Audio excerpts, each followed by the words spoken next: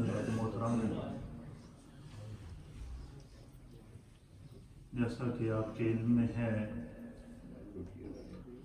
کہ ہمارا قصص القرآن کے عنوان سے درس کا سلسلہ جاری و ساری ہے، اور بایوگرافی آف حضرت سیدنا آدم علیہ نبینا علیہ الصلوۃ والسلام ہمارا ٹاپک ہے، اور حضرت آدم علیہ الصلوۃ والسلام کی پیدائش اور پھر آپ کا جنت میں رہنا، جنت سے زمین پر اترنا، پھر زمین کے اوپر اپنے رب کی بارگاہ میں گڑ گڑا کر دعائیں کرنا، استغفار کرنا، اور پھر سینٹرل ایشیا، سران دیپ، سری لنکا، ہند سے حضرت آدم علیہ السلام کا سفر کر کے مکہ شریف پہنچنا، حضرت حوا سے ملاقات کا ہونا، اس سے پہلے حضرت حوا کی پیدائش کا، یہ سارے وہ مناظر ہیں جس کو آپ کی خدمت میں پیش کر دیا گیا ہے۔ آج کا ہمارا ٹاپک اسی ہسٹری سے ریلیٹیو ہے، جس میں حضرت آدم علیہ نبینا علیہ الصلوۃ والسلام کی جب اولاد کا سلسلہ شروع ہوا، اس کو مفسرین اور محدثین نے بیان کیا کہ حضرت حوا حضرت آدم علیہ الصلوۃ والسلام سے اللہ تعالیٰ نے جب نسل انسانی کو چلایا تو ہر سال اللہ تعالیٰ انہیں جڑواں اولاد عطا فرماتا تھا، ایک بیٹا اور ایک بیٹی، اور وہ اسی سال جوان ہو جاتے تھے۔ پھر یہ سارا سلسلہ تقریباً 40 کے قریب آپ کے بچے اور بچیاں، 20 جوڑے اللہ تعالیٰ نے ان کو 20 سالوں میں عطا فرمائے۔ پھر حکم ہوا اللہ کی طرف سے کہ یہ جو آپ کے بچے ہیں، اب آپ ان کی اس انداز سے شادیاں کرائیں کہ جو 1 سال کا جو جوڑا ہے وہ دوسرے سال کے جوڑے سے شادی کرے گا۔ یہ اللہ کی طرف سے قانون نافذ ہوا۔ حضرت آدم علیہ السلام کے جو بڑے بیٹے تھے، ان کے سب سے جو پہلے بیٹا پیدا ہوا اس کا نام قابیل تھا، اور اس کے ساتھ جو اس کی بہن تھی اس کا نام اقلیمہ تھا، اور جو دوسرے بیٹے پیدا ہوئے وہ حابیل تھے، ان کی جو جڑواں بہن تھی وہ لبودہ تھی۔ اللہ کی طرف سے حکم ہوا کہ آپ قابیل کا جو نکاح ہے وہ لبودہ کے ساتھ کریں، اور اقلیمہ کا جو نکاح ہے یہ حابیل کے ساتھ کریں۔ یہ اللہ کی طرف سے حضرت آدم علیہ السلام کو سب سے پہلا پیغام آیا۔ آپ نے جب اپنے بیٹوں کو بٹھایا تو قابیل نے حابیل کی بہن سے نکاح کرنے سے انکار کر دیا۔ اس نے کہا کہ چونکہ یہ خوبصورت نہیں ہے اور میری بہن خوبصورت ہے اور میں اس شادی کو نہیں کروں گا، تو آپ نے فرمایا کہ بھئی یہ اللہ کا حکم ہے، تمہیں اس پر عمل کرنا پڑے گا۔ تو اس نے نافرمانی کی، انکار کر دیا۔ پھر حضرت آدم علیہ السلام نے فرمایا کہ بھئی یہ اللہ کا حکم ہے۔ انہوں نے کہا جی یہ کیسے پتہ چلے گا کہ کون حق پر ہے؟ تو پھر قربانی انہوں نے کہا پیش کریں۔ تو قربانی کے لیے کیا ہوا کہ جو قابیل تھا وہ کھیتی باڑی کرتا تھا، تو اس نے غلہ پیش کیا، اور وہ غلہ بھی جو ناکارہ تھا، سڑا ہوا تھا۔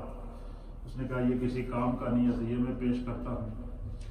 حابیل کے پاس جو اچھے جانور تھے تو اس نے قربانی کے لیے ایک خوبصورت مینڈا جو اس کے جانوروں میں تھا سب سے اچھا وہ پیش کیا۔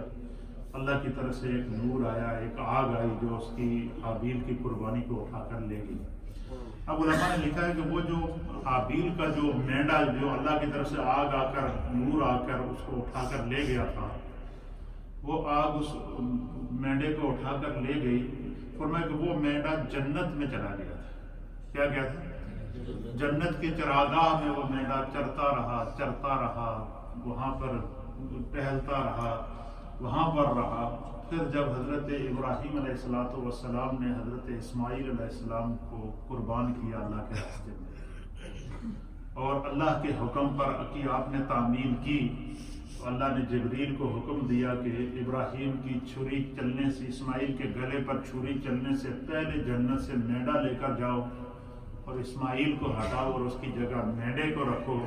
اب مفسرین نے لکھا کہ یہ وہ مینڈا تھا جسے حضرت حابیل نے اللہ کے راستے میں پیش کیا، یہ وہی مینڈا جنت میں تھا، اور وہاں سے وہ مینڈا لا کر جو ہے وہ حضرت ابراہیم اسماعیل علیہ السلام کی جگہ قربانی کے لیے پیش کیا گیا۔ تو اب جب قابیل سے یہ جرم ہو گیا کہ اس نے اپنے بھائی کو قتل کر دیا، اور قتل کرنے کے بعد اس نے کیا کیا جی کہ ان کو دفن کر کے چھپا دیا، ان کا جو خون بہا وہ خون زمین نے پی لیا۔ اب جب حضرت آدم علیہ السلام جب حج سے واپس آئے تو آپ نے کہا کہ وہ کدھر گیا ہے حابیل؟ تو قابیل نے کہا جی مجھے کیا پتا کدھر گیا ہے۔ اس نے کہا جی تو اس کی مخالفت کرتا تھا، تو نے کوئی ضرور اس کے ساتھ کیا، مجھے سچی بات بتا۔ حضرت آدم علیہ السلام نے کہا جی میں نہیں کہا، مجھے کیا پتا۔ آپ نے فرمایا کہ تو نے کہیں اس کو خون تو نہیں کر دیا؟ اس نے کہا جی کہ خون کر دیا تو دکھائیں مجھے۔ تو پھر اللہ کی طرف سے زمین کو حکم ہوا، اور اس منظر کو کہ جب زمین پر سب سے پہلا قتل عام ہوا تو اس منظر کی منظر کشی علامہ فخر الدین رازی رحمۃ اللہ علیہ نے اس طرح کی ہے کہ یہ جو خون ریزی ہے یہ زمین کو کتنی بری لگی۔ آپ فرماتے ہیں کہ حضرت مطب بن عبداللہ رضی اللہ تعالیٰ عنہ بیان کرتے ہیں کہ جب ابن آدم نے اپنے بھائی کو قتل کیا تو زمین پر زلزلہ بپا ہوا، زمین کانپ اٹھی اس ظلم سے، زمین نے ہلنا شروع کر دیا، اور زمین حابیل کا خون اس طرح پی گئی جس طرح پانی کو پی جاتی ہے۔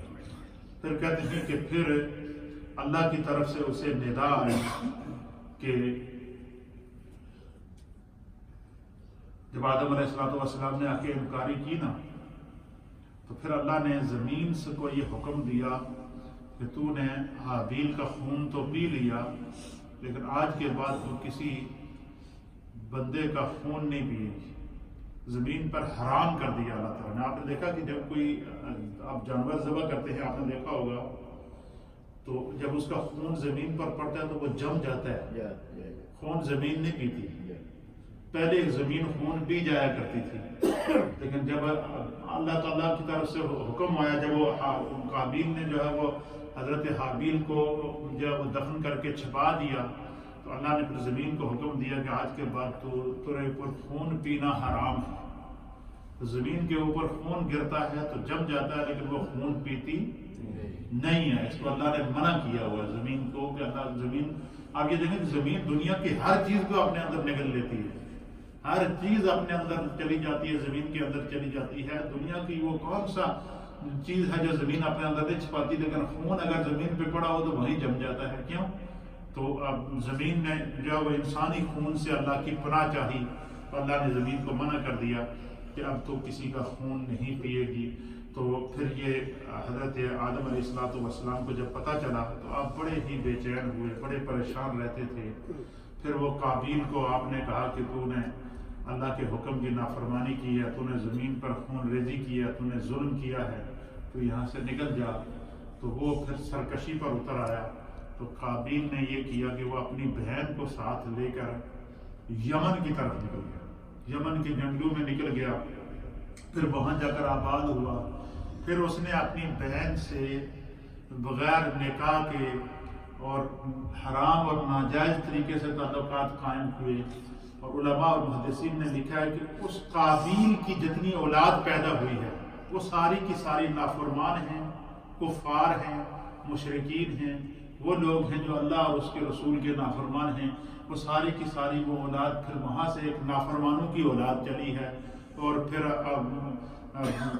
باقی جو نسل آدم علیہ السلام چلی اس میں سے اہل ایمان، اور اس طریقے سے یہاں سے دو انسانی گروہ پیدا ہوئے۔ پھر جب قابیل جنگل میں چلا گیا تو پھر اس کے پاس دوبارہ وہاں شیطان گیا.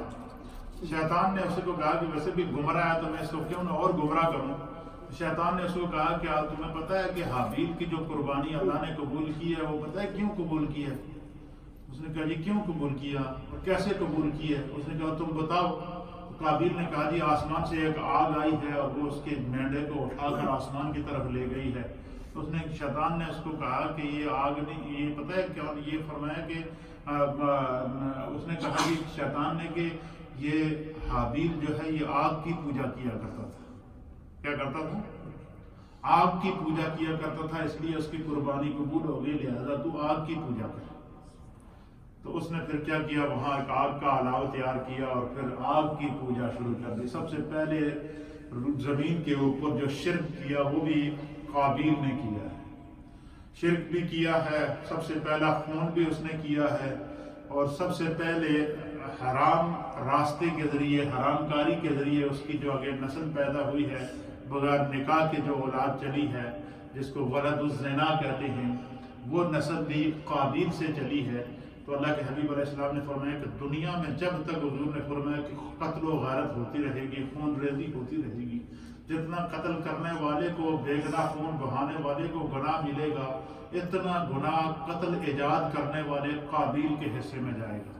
دنیا میں جب تک زنا ہوتا رہے گا, جرم ہوتا رہے گا, حرام کاری ہوتی رہے گی, فرمایا جتنا حرام کاری کرنے والے کو گناہ ملے گا, اتنا گناہ جو ہے وہ قابیل کے حصے میں جائے گا, کیونکہ اس نے اس برائی کو ایجاد کیا. یہی وجہ ہے کہ نبی اکرم صلی اللہ تعالیٰ علیہ وآلہ وسلم کی بارگاہ میں صحابہ اکرام بیٹھے تھے تو حضور علیہ السلام سے سوال کیا گیا کہ یا رسول اللہ, دنیا میں اچھے اور برے انسان کی کیا پہچان ہے؟ سرکار دو عالم صلی اللہ تعالیٰ علیہ وآلہ وسلم نے فرمایا کہ اچھا انسان وہ ہے کہ جو دنیا سے چلا جائے لیکن اس کی اچھائی زندہ رہے, اور برا انسان وہ ہے کہ دنیا سے چلا جائے تو اس کی برائی زندہ رہے. تو قابیل نے جتنی برائیوں کو جنم دیا تھا, جتنے گناہوں کو جنم دیا تھا, جتنے برے راستے اختیار کیے تھے, پھر آگے وہاں سے ایک سلسلہ برائی کا چلا, تو قیامت تک اس کے حصے میں یہ برائی کا عذاب جاتا رہے گا. پھر اللہ نے اس کو جو ہے وہ رسوائی کی. اب وہ جو حابیل کی جو بہن تھی, حضرت حابیل کی جو بہن تھی, جن کو جو رہ گئی تھی, اور قابیل تو اپنی بہن کو لے کر چلا گیا تھا, حابیل کی جو بہن تھی تو اس نے, حابیل کی بہن کا نام تھا لبودا.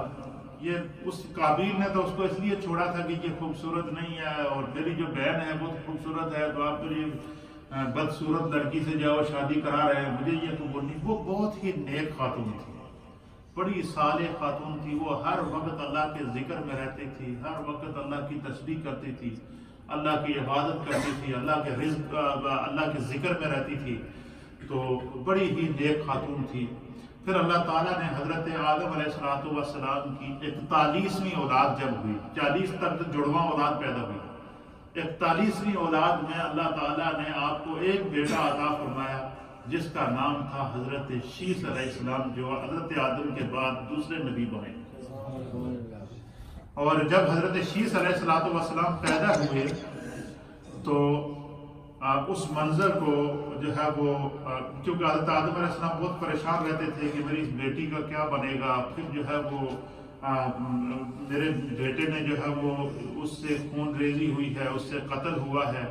تو جب حضرت شیث علیہ السلام پیدا ہوئے تو کہتے ہیں کہ حضرت شیث علیہ السلام انتہائی خوبصورت تھے, اتنے خوبصورت تھے کہ ان کی جو شکل و شباہت تھی وہ حضرت آدم علیہ السلام کے ساتھ بہت مشابہت تھی, اور بہت ان کا نور چہرے کا اور ان کا جو ہے وہ بالکل شکل و شباہت حضرت آدم علیہ السلام سے ملتی تھی.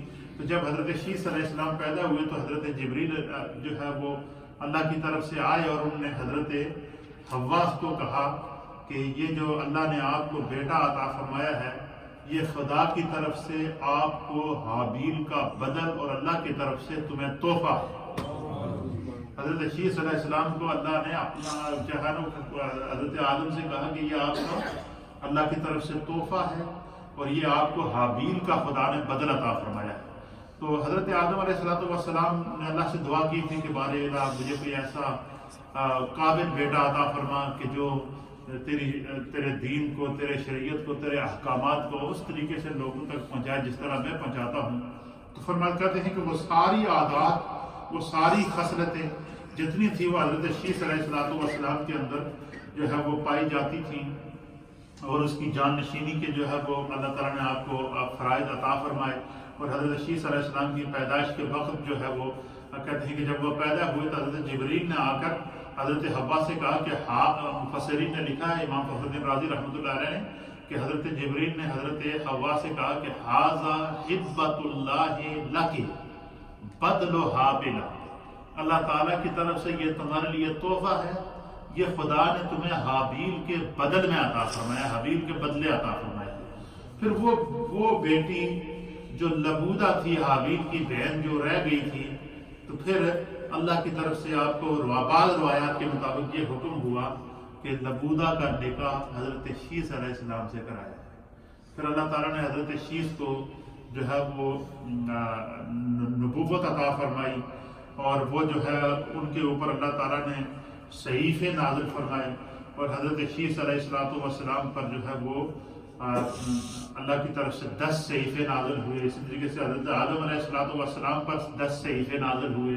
تو حضرت شیس علیہ السلام نے جو حضرت آدم علیہ السلام پر صحیفے نازل ہوئے وہ، اور جو اپنے اوپر نازل ہوئے تمام کو جمع کر کے ایک کتابی شکل بھی دی تھی۔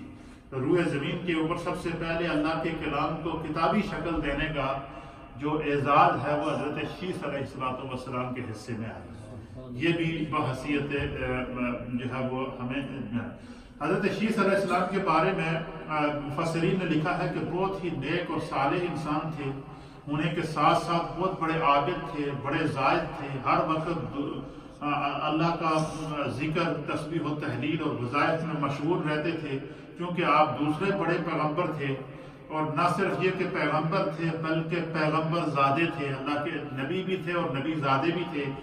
اس لیے آپ کی طبیعت بڑی نرم اور بڑی سادہ تھی، آپ کو دنیا کی آلائشوں سے، دنیا کی نمود و نمائش سے الگ رہتے تھے، تنہائی پسند فرماتے تھے، نفس سے اللہ کی رضا کے لیے ہمیشہ جو ہے وہ اللہ کی عبادت اور ذکر میں مصروف رہتا تھا، حقوق العباد کا بہت خیال رکھتے تھے۔ حضرت شیس علیہ السلام کے اندر وہ ساری عادتیں ہوتی تھی جو حضرت آدم علیہ السلام میں تھی۔ والدین کی اطاعت کرتے تھے، ان کی خدمت کرتے تھے، والدین کی خدمت کی سعادت حاصل کرتے تھے، آپ دل کھول کر ان کی خدمت کرتے تھے۔ کہتے ہیں کہ جب حضرت آدم علیہ السلام کا آخری وقت آیا تو آپ ہی کے پاس حضرت شیس علیہ السلام کے پاس ہی تھے، اور وہیں پر آپ کا جو ہے روح قبض ہوئی۔ حضرت آدم علیہ السلام کو وفات کے بعد حضرت شیس علیہ السلام نے غسل دیا، آپ کا جنازہ بھی حضرت شیس علیہ السلام نے پڑھایا۔ ہر ساتھ آپ اللہ تعالیٰ کی عبادت کی تعلیم دیتے تھے، اور ساری زندگی آپ مکہ مکرمہ میں مقیم رہے۔ اور خانہ کعبہ کی جو تعمیر فرشتوں کے ذریعے حضرت آدم علیہ السلام نے اس کی بنیادیں رکھی تھی۔ کیا رکھی تھی؟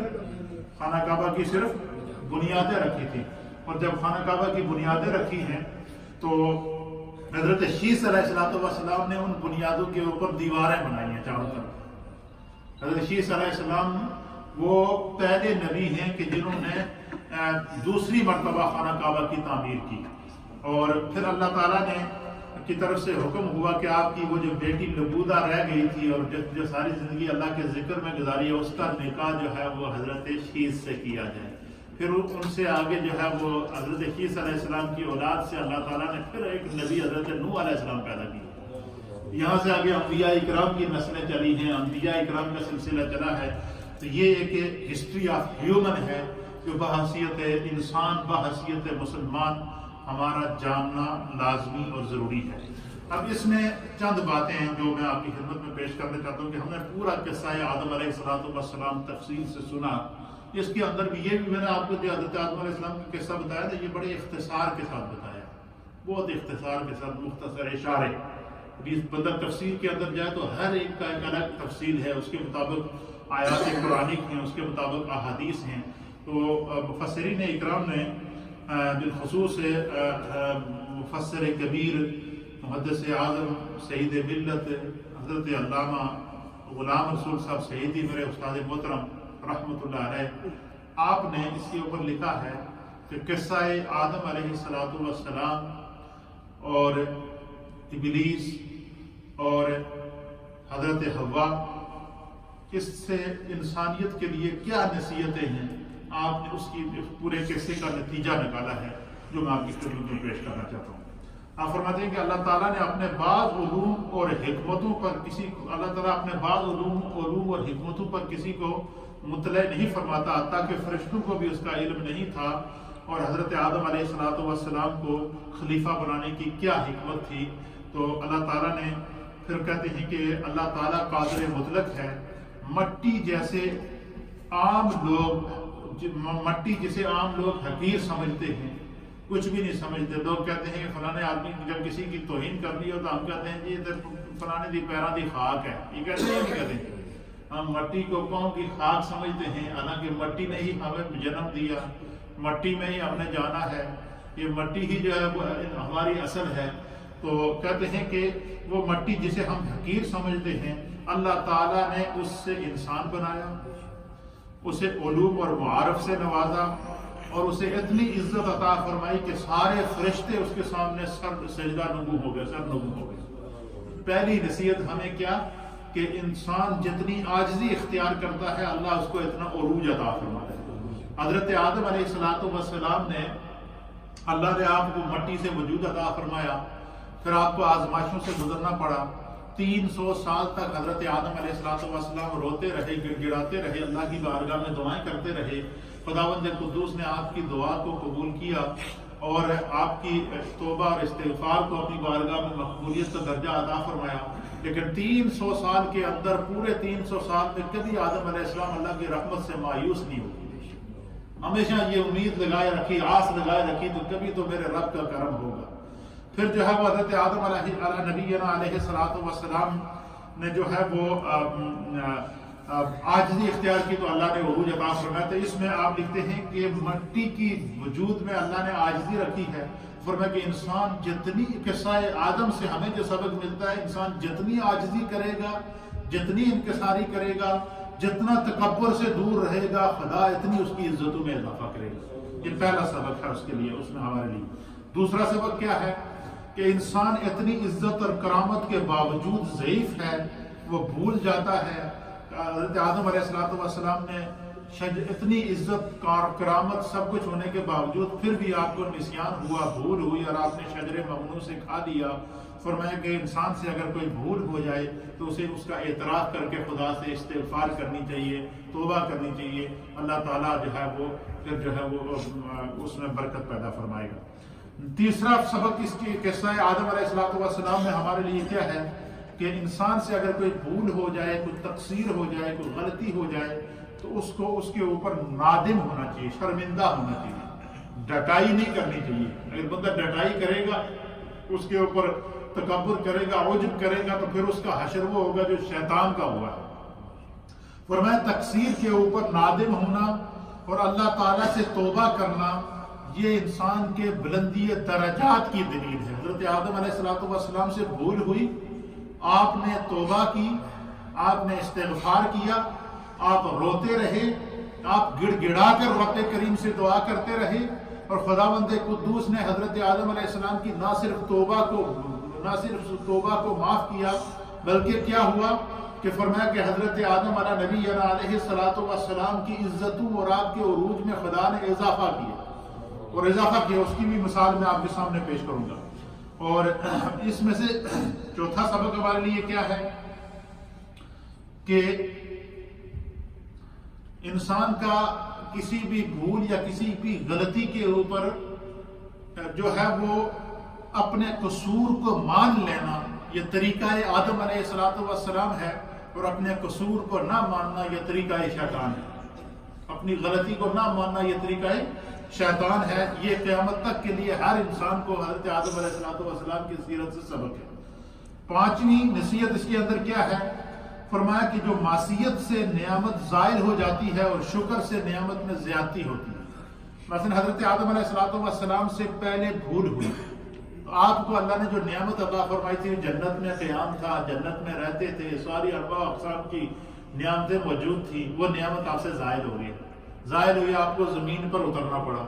ज़मीन पर उतरने के बाद फिर खुदावंद कुद्दूस की बारगाह में आपने तौबा की, इस्तिग़फ़ार किया, 300 साल तक रोते रहे, अल्लाह की बारगाह में गिड़गिड़ा कर दुआ की, नबी पाक का वसीला पेश किया, खुदा ने आपकी न सिर्फ तौबा कबूल की, अल्लाह ताला ने वापस वो मनसब भी अता फरमाया, वो जन्नत भी अता फरमाया। और किस तरह अता फरमाई, इसके ऊपर रवायत के अंदर आता है, वो बड़ी मजे की रवायत है, आप सुनेंगे कि मैं आपका ईमान ताज़ा हो जाएगा। और इस रवायत को साहिब फखरुद्दीन राजी ने भी नकल फरमाया है, क़ससुल अंबिया के अंदर भी इस रवायत को, और अल्लामा इब्न कसीर ने तारीख़ कसीर के अंदर इस रवायत को नकल फरमाया।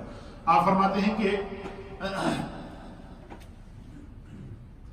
आप कहते हैं कि जब हज़रत आदम अलैहिस्सलाम के वसाल का वक्त आया, हज़रत आदम अलैहिस्सलाम के वसाल का जब वक्त आया, तो आपने आप जिब्रील अलैहिस्सलाम की तरफ मुतवज्जे होकर आपने जिब्रील से फरमाया कि मैं तुमसे एक सवाल करना चाहता हूँ, मुझे एक थोड़ी सी परेशानी है, एक गम है मेरे अंदर, एक हुज़्न है, एक मलाल है, और वो मैं एक सवाल करना चाहता हूँ। तो जिब्रील अलैहिस्सलाम ने हज़रत आदम से फरमाया कि जी आप फरमाएं, क्या सवाल करना चाहते हैं। तो हज़रत आदम अलैहिस्सलाम ने फरमाया कि मुझे ये एक परेशानी है कि मेरी जब रूह कब्ज़ हो जाएगी, तो जब मैं अल्लाह के यहाँ जाऊँगा, आप मुझे क्या ये बता सकते हैं कि क्या अल्लाह के यहाँ फरिश्तों के यहाँ, या अल्लाह ताला की बारगाह में और फरिश्तों के यहाँ जहाँ फरिश्तों के क़याम हैं, उनमें इस वक्त जो मेरा तारुफ है वो किस तरह का तारुफ है कि वो मुझे गुनाहगार समझते हैं और मुझे इसया शियार समझते हैं, या मुझे ये समझते हैं कि ये आदम की तौबा कबूल हो गई, क्या वो मुझे ताइब समझते हैं या गुनाहगार समझते हैं। ये मुझे ये शर्मिंदगी है कि अगर मैं खुदा की बारगाह में इस हालत में जाऊं कि वो मुझे गुनाहगार वहाँ तसव्वुर किया जाए, या ये समझा जाए कि इससे गलती हुई है। हालांकि अल्लाह ताला ने तो आपकी बरात का ऐलान कर दिया था कि आपसे भूल हुई है, लेकिन फिर भी हज़रत आदम अलैहिस्सलाम का जो तकवा था उसको देखिए। तो जब जिब्रील अलैहिस्सलाम ने ये कहा कि मैं मालूम कर, हज़रत आदम अलैहिस्सलाम ने कहा जिब्रील से कि मैं मालूम करना चाहता हूँ इस बिना पर कि मुझे आसमान पर गुनाहगार कहा जा रहा है या ताइब कहा जा रहा है। पर मैं हज़रत आदम अलैहिस्सलाम की इस बात के अंदर इतना असर था, ना जाने क्या कहते हैं, जो दिल से जो बात निकलती है असर रखती है। जब आपने ये बात कही कि मैं ये मरने से पहले ये देखना चाहता हूँ कि फरिश्तों के हाँ मैं गुनाहगार हूँ या ताइब हूँ, तो कहते हैं कि उनकी उस आवाज़ के अंदर इतना दर्द था कि अल्लाह के जितने फरिश्ते थे सब ने रोना शुरू कर दिया। फरिश्तों के भी आंसू बह गए, फरिश्ते भी रोना शुरू हो गए। तो हज़रत जिब्रील अलैहिस्सलाम भी परेशान हो गए। उस वक्त अल्लाह की तरफ से निदा आई। क्या आई? निदा आई, और अल्लाह ताला ने हज़रत जिब्रील से फरमाया कि मेरे आदम को कहो कि जरा सर उठाकर आसमान की तरफ देखे। अल्लाह ने क्या फरमाया कि मेरे आदम से कहो कि सर उठाकर आसमान की तरफ देखे। कहते हैं कि जब हज़रत आदम अलैहिस्सलाम ने सर उठाकर आसमान की तरफ देखा, एक इंतहाई खूबसूरत जन्नत सजी हुई थी। उसके अंदर अल्लाह की हर नियामत मौजूद थी। अल्लाह के अनवार और तजल्लियात से मरस्सा मज़य्यन और मरक़ा थी। वो जन्नत हर तरह के नियामतों से सजी हुई थी। आदम अलैहिस्सलाम ने जब उसको देखा तो अल्लाह की तरफ से कहा कि आदम ये घर तेरा इंतजार कर रहा है, इसी से तू गया था, खुदा ने तेरी तौबा भी कबूल कर ली, अल्लाह तुझसे राजी भी हो गया, और तेरे लिए ये यानी अपनी मौत से पहले खुदा ने दोबारा उनको जन्नत दिखाई। हज़रत आदम अलैहिस्सलाम की रूह कब्ज़ से पहले अल्लाह ने दुनिया से दोबारा उनको जन्नत दिखाई है। जब उस जन्नत को देखा, जन्नत की नियामतों को देखा, फिर हज़रत आदम अलैहिस्सलाम ने मलकुल मौत को हज़रत इज़राइल से कहा कि जल्दी जल्दी मेरी रूह निकालो, मैं उसी घर में वापस जाना चाहता हूँ जिससे मुझे उतारा गया था। ये साहिब रूहुल बयान ने भी इसको नक़ल फरमाया है। अल्लामा जलालुद्दीन सियूती रहमतुल्लाह अलैह ने जो है वो तफसीर दुर्र मंसूर के अंदर इसको नक़ल फरमाया कि जब आपने इज़राइल से कहा कि जल्दी जल्दी मैं अल्लाह के पास पहुँचना चाहता हूँ और उस जन्नत में दोबारा जाना चाहता हूँ, तो कहते हैं कि फिर हज़रत आदम अलैहिस्सलाम बैठ गए और आपने तस्बीह शुरू कर दी, तहलील शुरू कर दी, अल्लाह का जिक्र शुरू कर दिया। तो खुदा के जिक्र में मसरूफ़ थे। इस दौरान हज़रत इज़राइल ने आपकी रूह मुबारक को कब्ज़ किया। हज़रत आदम अलैहिस्सलाम को फरिश्तों ने हज़रत शीस अलैहिस्सलाम के साथ मिलकर गुस्ल दिया। اور جنت سے آپ کے لیے پانی لایا گیا، اور بیری کے درخت جنت سے لائے گئے۔ بیری کے درخت کے پتے، آپ نے دیکھا نا گاؤں میں جب کسی کا انتقال ہو جائے تو اس کو جب غسل دیتے ہیں تو پانی میں بیری کے درخت کے پتے ڈالتے ہیں یا نہیں ڈالتے؟ تو یہ جنت سے بیری کے درخت کے پتے لا کر پانی میں ملائے گئے تھے، اس پانی میں جس سے حضرت آدم علیہ السلام کو غسل دیا گیا۔ ایک روایت کے مطابق جو ہے وہ حضرت آدم علیہ السلام کی غسل دینے کے بعد آپ کو کفن پہنانے کے بعد پھر آپ کا ایک تابوت تیار کیا گیا جس کے اندر آپ کی باڈی کو رکھا۔ تابوت کے اندر صندوق جس کو کہتے ہیں، باکس جس کو کہتے ہیں، اس کے اندر آپ کی باڈی کو رکھا گیا۔ پھر جو ہے وہ جب آپ کی نماز جنازہ میں ایک روایت کے مطابق آپ کی ایک جنازہ جو ہے وہ حضرت شیس علیہ السلام نے آپ کے بیٹے نے پڑھائی ہے، اور ایک روایت کے مطابق آپ کا جنازہ حضرت جبریل نے پڑھایا ہے۔ یہ مختلف روایات ہیں۔ فرشتے بھی آپ کے جنازے کے اندر لاکھوں کی تعداد میں شریک تھے۔ اور پھر جو ہے وہ قصہ آدم سے جو ہے کہتے ہیں کہ ہمیں یہ بھی سبق ملا کہ اللہ تعالیٰ نے جنت پیدا کر دی ہے، جنت پیدا ہو چکی ہے۔ اس سے یہ سبق بھی ہمیں ملا کہ جنت پیدا ہو چکی ہے۔ اب جنت کی طرف ہم نے نیک اعمال کر کے، استغفار کر کے، توبہ کر کے، نمازیں پڑھ کے، عبادات کر کے، تسبیحات کر کے، تحلیلات کر کے، جو جتنا دین میں نیک ہوگا، جتنا دین کے اندر جس کے اندر جتنا تقویٰ زیادہ ہوگا، جس کا ایمان جتنا مضبوط ہوگا، اتنا اس کا قدم جنت کی طرف بڑھے گا۔ جنت ہمارا انتظار کر رہی ہے۔ اب ہم نے دو راستے ہیں۔ ایک راستہ ہے جسے صراط مستقیم کہتے ہیں، اس راستے پہ اگر ہم چلیں گے تو ہماری منزل جنت ہے، اور ایک راستہ ہے جو گمراہی کی طرف لے جاتا ہے، گناہ کی طرف لے جاتا ہے، جہنم کی طرف لے جاتا ہے۔ اس راستے پہ اگر انسان چلے گا تو اس کا حشر وہی ہوگا جو قابیل کا حشر ہوا ہے، اور اگر ہم صراط مستقیم پر چلیں گے تو جنت اللہ نے پیدا کر دی ہے اور وہ ہمارا انتظار کر رہی ہے۔ اس سے ہمیں جو ہے وہ سبق سیکھنا چاہیے۔ ساتواں سبق اس کے اندر قصہ آدم کے اندر ہمارے لیے کیا ہے کہ انسان خلوص دل سے تائب ہو تو اس کی توبہ قبول ہو جاتی ہے۔ آٹھواں سبق اس میں ہمارے لیے کیا ہے کہ حضرت آدم علیہ السلام نے بھول سے شجر ممنوع کھایا، اور اس کے باوجود تواضع عن توبہ کی اور کہا کہ ہم نے ربنا ظلمنا انفسنا وان لم تغفر لنا وترحمنا لنکونن من الخاسرین۔ تو اللہ تعالیٰ سے توبہ کی تو اللہ نے آپ کی بھول کو بھی معاف کیا، اور پھر اپنی خلافت کا تاج بھی آپ کو ملا۔ جب حضرت آدم علیہ السلام کو اللہ نے وجود عطا فرمایا تھا، جب آپ کے اندر روح پھونکی گئی اور مٹی سے جب آپ کا جسم تیار ہوا، اس سے پہلے اللہ تعالیٰ کیا فرماتا ہے وَإِذْ قَالَ رَبُّكَ لِلْمَلَائِكَةِ إِنِّي جَاعِلٌ فِي الْأَرْضِ خلیفہ، کہ میں زمین پر اپنا خلیفہ، اپنا نائب بنانا چاہتا ہوں۔ تو حضرت آدم علیہ السلام کو پیدا کر کے اللہ نے اپنی نیابت کا تاج آپ کو دے دیا تھا، لیکن جب آپ سے بھول ہوئی تو آپ کا جنتی لباس اتر گیا، وہ تاج آپ کا اتر گیا، آپ زمین پر اترے، 300 سال تک روتے رہے، استغفار کرتے رہے۔ لیکن جب آپ نے اپنے رب کی بارگاہ میں عاجزی اختیار کی، تو استغفار کیا، اپنے رب کو راضی کیا، اللہ نے وہی شان، وہی اعزاز، وہی عزت آپ کو واپس عطا فرمائی، اپنی خلافت بھی واپس عطا فرمائی، نبوت کے تاج سے بھی سرفراز فرمایا، اور آپ کو اللہ تعالیٰ نے عزت اور کرامت کا شرف پہنا کر قیامت تک کے لیے اللہ تعالیٰ نے جو ہے وہ بنی آدم کو عزت سے سرفراز فرما کر پھر رب کریم نے لقد خلقنا الانسان فی احسن تقویم کا تاج پہنا۔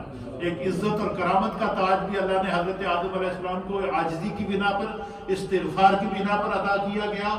اسی طریقے سے اپنی خلافت کا تاج بھی اللہ نے آپ کو عطا فرمایا۔ اسی طریقے سے جنت کو دوبارہ اللہ تعالیٰ نے آپ کو واپس جنت کی طرف لوٹایا۔ تو اس سے ہمارے لیے سبق کیا ہے کہ انسان کو ہر لمحہ اپنے رب سے استغفار اور توبہ کرنی چاہیے۔ جتنا بندہ توبہ کرے گا، استغفار کرے گا، اپنے رب کی طرف رجوع کرے گا، تو خداوند قدوس جو ہے وہ اس کو جو ہے وہ وہی اعزازات واپس عطا فرمائے گا، دنیا میں اس کی عزتوں میں اضافہ فرمائے گا۔ تو اس میں سبق ہمارے لیے کیا کہ اگر ہم چاہیں کہ دنیا میں ہمیں عزت ملے، سرفرازی ملے، اور ہر طرح کی جو ہے وہ اللہ کی نعمت سے ہم سرفراز ہوں، تو فرمایا عاجزی اختیار کرو۔ جو جتنی عاجزی اختیار کرے گا اللہ اس کی عزتوں میں اتنا اضافہ کرے گا۔ اور آٹھواں سبق اس میں ہمارے لیے کیا ہے کہ ابلیس حضرت آدم علیہ السلام اور اولاد آدم کا دشمن ہے۔ کیا سبق ہے قصہ آدم سے ہم نے سنا کہ ابلیس آدم اور اولاد آدم کا دشمن ہے، وہ انہیں زخم دینے کے لیے، نقصان دینے کے لیے، تکلیف پہنچانے کے لیے ہمیشہ طاقت میں رہتا ہے، اس لیے ہر لمحہ ابلیس کی شر سے پناہ مانگنی چاہیے۔ اور اس میں سے نواں سبق ہمارے لیے کیا ہے کہ حضرت حوا، اچھا آپ نے ایک چیز دیکھی ہوگی کہ یہاں ہر جگہ توبہ آدم علیہ السلام کا ذکر ہے، کہیں بھی توبہ حضرت حوا کا ذکر نہیں آیا۔ اس کی وجہ کیا ہے؟ فرمایا کہ یہاں اللہ تعالیٰ نے یہ وصف ذکر کیا کہ حضرت حوا کی توبہ کا الگ ذکر نہیں کیا، کیونکہ عورتوں کے احکام مردوں کے تابع ہیں۔ تو گویا جس طریقے سے حضرت آدم علیہ السلام حضرت حوا کو بتا رہے تھے، حضرت حوا بھی اسی طریقے سے کر رہی تھی، وہ ان کو فالو کر رہی تھی اور انہی کے وجود کا حصہ تھی، تو اس لیے اللہ تعالیٰ نے الگ سے ان کا ذکر نہیں کیا۔ اس سے مراد جو ہے وہ جب اللہ کی طرف سے یہ احکام نازل ہوتے ہیں نا وَتُوبُوا إِلَى اللَّهِ تَوْبَةً نَصُوحًا، اس کا معنی یہ ہے کہ یہ نہیں کہ یہ صرف مردوں کے لیے ہے، بلکہ اسی طریقے سے جتنا استغفار اور عاجزی مردوں کے لیے ضروری ہے، اتنی استغفار اور عاجزی عورتوں کے لیے بھی ضروری ہے، اور اس کو اللہ تعالیٰ نے بالکل آپس میں ملا کے رکھ دیا۔ پھر اسی طریقے سے جو ہے وہ حضرت جو شخص اللہ تعالیٰ اور اس کے رسول مکرم صلی اللہ تعالیٰ علیہ وآلہ وسلم کی اطاعت کرے گا وہ نجات یافتہ ہوگا۔ اس واقعے سے ہم نے یہ سبق سیکھا۔ اور جو شخص جو ہے وہ اللہ تعالیٰ اور اس کے رسول صلی اللہ تعالیٰ علیہ وسلم کا کفر کرے گا، نافرمانی کرے گا، وہ عذاب اور ہلاکت کی طرف ڈالا جائے گا۔ اس واقعے آج سیدنا آدم علیہ السلام سے ہمیں یہ سبق ملا۔ پھر ہدایت ربانی بھیجنے کا سلسلہ حضرت آدم علیہ السلام سے شروع ہوا اور سیدنا محمد صلی اللہ علیہ وسلم پر ختم ہوا، اور قیامت تک جو سرکار دو عالم صلی اللہ علیہ وسلم کی سیرت اور آپ کا طریقہ کار جو ہے وہ ہمارے اوپر رہے گا۔ پھر کہتے ہیں کہ حضرت شیس علیہ السلام کو حضرت آدم علیہ السلام نے چند ہدایات کی تھی، آپ نے چند ہدایات کی تھی کہ ان چیزوں پر عمل کرنا۔ پھر ایک واقعہ آپ نے بیان فرمایا، آپ فرماتے ہیں کہ میں جب جنت کے اندر گیا، جنت کے ہر درخت کے پتے کے اوپر لکھا ہوا تھا لا الہ الا اللہ محمد رسول اللہ۔ آپ فرماتے ہیں کہ جب حضرت شیس علیہ السلام پیدا ہوئے تو مفسرین نے لکھا ہے کہ آپ کی جو پیشانی تھی، اس پیشانی کے اندر جو ہے وہ ایک تو حضرت آدم علیہ السلام کی پیشانی میں جو نور محمدی تھا، وہ حضرت آدم علیہ السلام کی پیشانی سے وہ نور جو ہے وہ نور مصطفیٰ حضرت شیس علیہ السلام کی پیشانی میں منتقل ہوا۔ ایک بات۔ دوسری بات، حضرت حوا کہتی ہیں کہ جب حضرت آدم علیہ السلام حضرت شیس علیہ السلام پیدا ہوئے اتنے خوبصورت تھے کہ میں نے جب غور سے ان کو دیکھا تو حضرت شیس علیہ السلام کی دونوں آنکھوں کے بیچ میں لکھا ہوا تھا محمد۔ یہ جو آنکھوں کی کالی یہ جو اس کو کیا کہتے ہیں،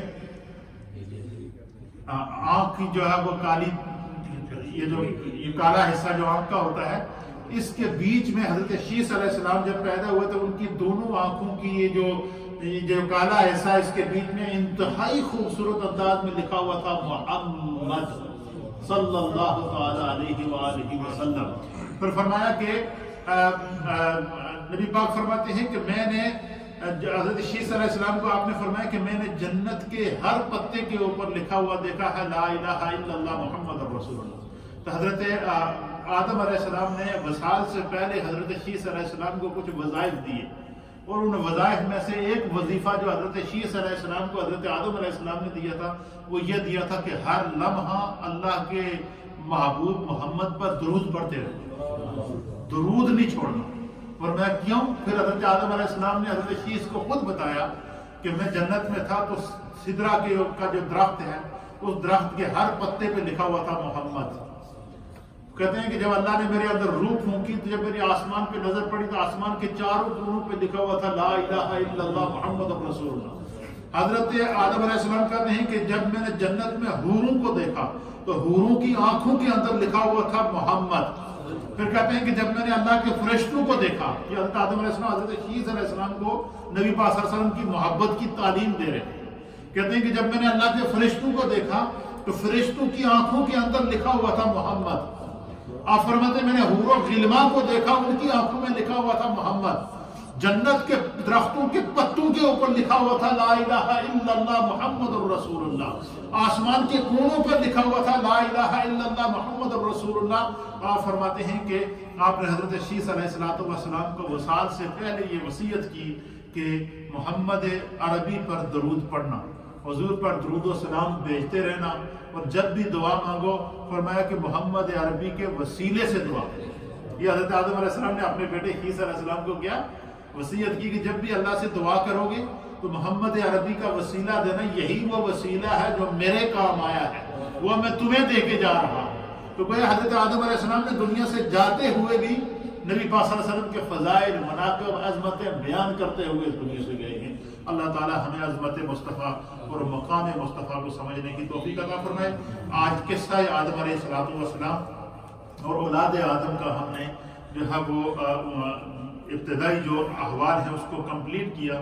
کل انشاءاللہ العزیز میں آپ کی خدمت میں اللہ کے عظیم نبی حضرت نوح علیہ السلام کا قصہ پیش کروں کہ قرآن میں حضرت نوح علیہ السلام کا ذکر، آپ کی تبلیغ، آپ کی تعلیم اور سلسلہ نسب کے اعتبار سے کتنی پشتوں کے بعد حضرت نوح علیہ السلام حضرت آدم علیہ السلام کی اولاد سے تعلق رکھتے ہیں، انشاءاللہ اس پر ہم کل گفتگو کریں گے۔